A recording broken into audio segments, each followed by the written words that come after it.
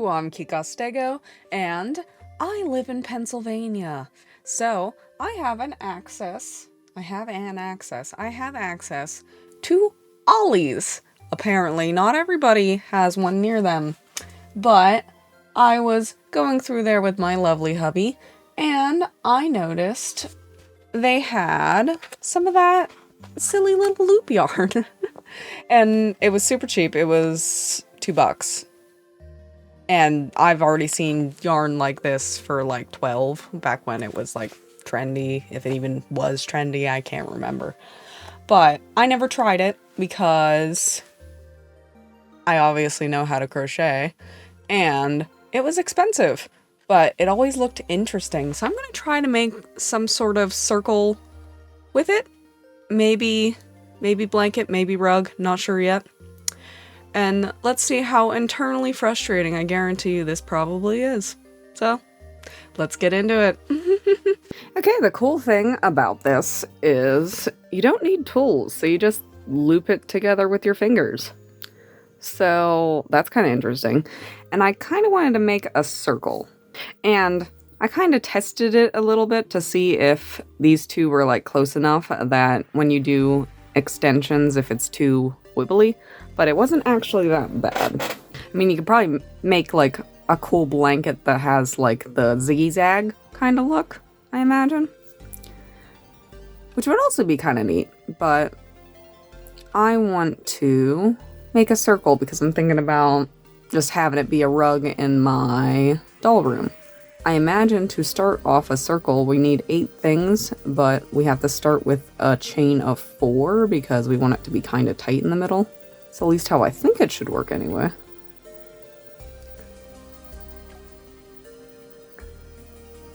And then we got 1. Pull the second one through. 2.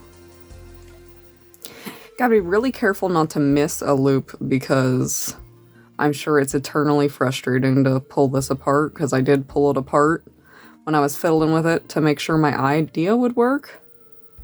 And that was like horrible. So prefer not to skip any spaces. Okay, just like that, we got 8 little loops. And then you put 2 loops in each loop. I can see why people really like this. It's actually kind of fun. Just fiddling with the yarn with your hands. Kind of a therapeutic little thing. I already missed one. Can tell this is gonna be frustrating. So I gotta back all these out of their holes and get back to that point. It's like you really gotta double, triple check with this stuff. 16, okay. So that's looking interesting. I think it'll be really cute and colorful once it's all completed. I can't remember how many balls I bought, but I bought a lot of balls because I don't think you're going to be able to get much out of one ball, to be honest. And honestly, I probably should have bought more because I was thinking about making a blanket and then I was like, oh, that'd be really cute just throw rug for the doll room. And I was like, oh, I should have bought more. But what I'm going to do is this is my last stitch for this row, so I'm going to get one of these bad boys. So I remember where the last stitch of the row is. And if we turn onto the back, I don't see any extra loopies hanging about. So we should be good to continue. So be 1 and then 2, 1 then 2, and you know how to make a circle. Or maybe you don't, but you just increase the single stitch each time. Each row. So this row would be 1, the next row would be 2, the next row would be 3, and so on and so forth. So, let's speed up the process a bit.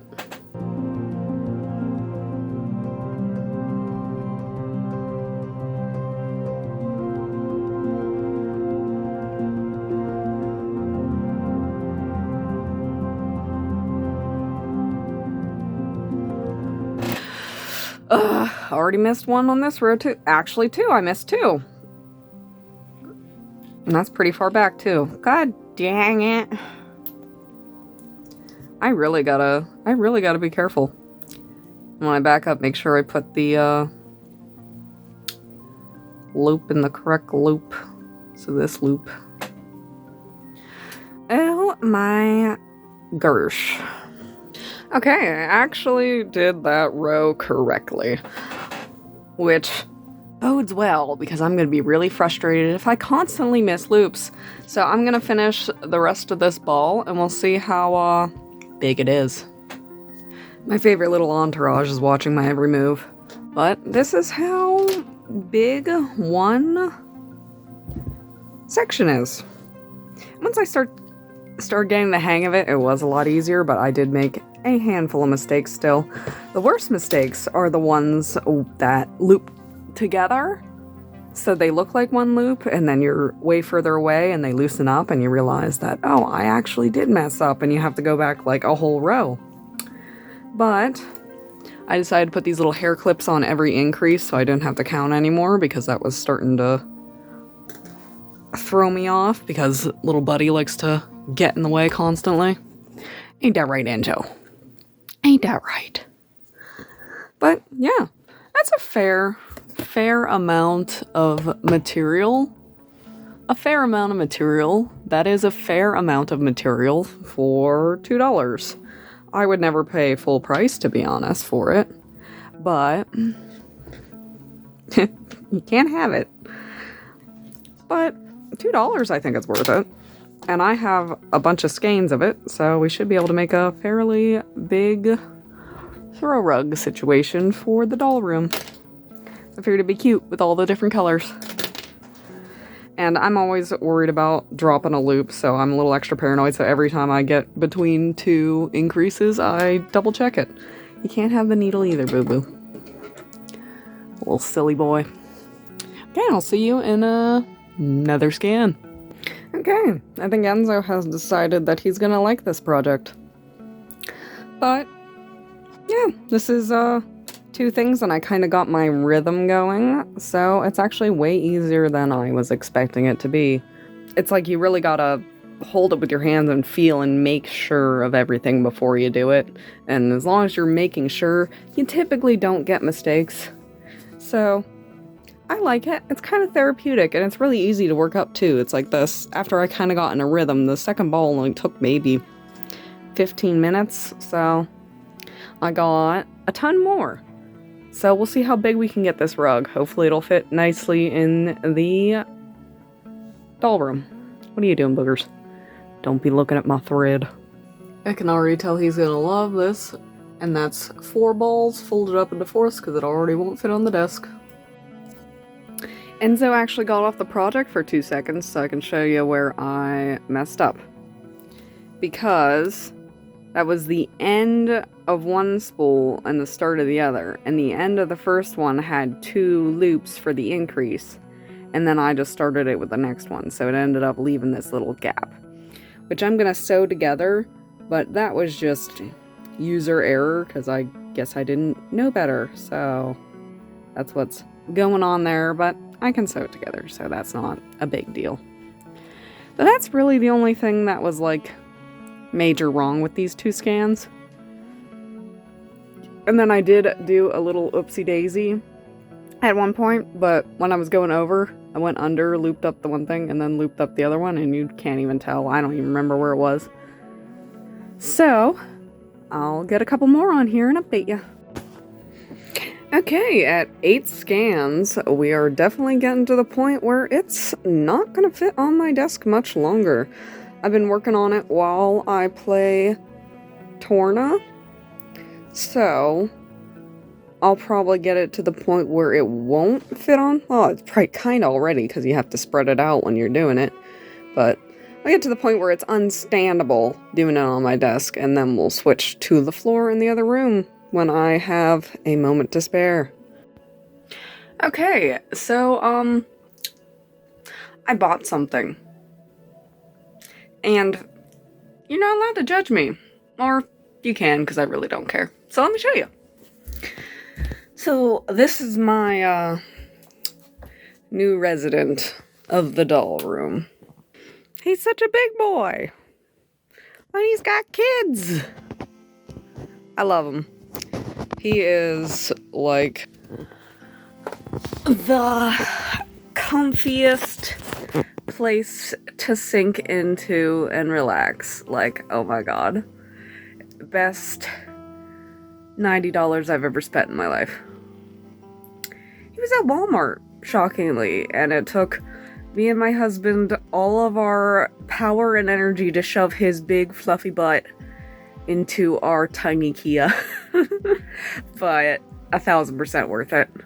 So let's get back into the rug, which I'm gonna do in here. So, woo.